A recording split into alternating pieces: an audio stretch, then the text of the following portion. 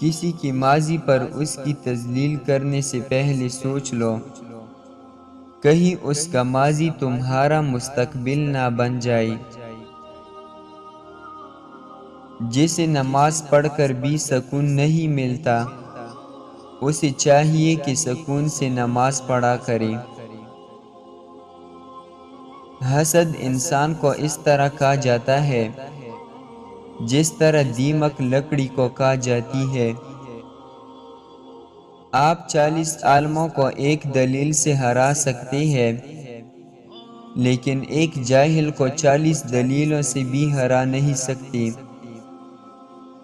جس گھر میں دین اور نیک ماں ہو، وہ گھر تہذیب اور انسانیت کی بہترین یونیورسٹی ہے۔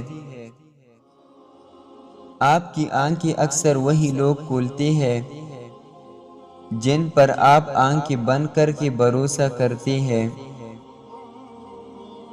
انسان کی انسانیت تب ختم ہوتی ہے جب اسے دوسروں کی دکھوں پر ہنسی آنے لگے۔ دوسروں کی مدد کرنے کے لیے ضروری نہیں کہ آپ طاقتور یا بہت امیر ہو، صرف آپ کا رحم دل ہونا ہی کافی ہے۔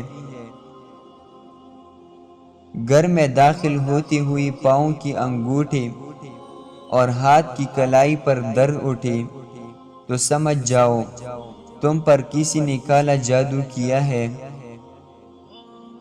بیدار کر دینے والا غم غافل کر دینے والی خوشی سے بہتر ہے۔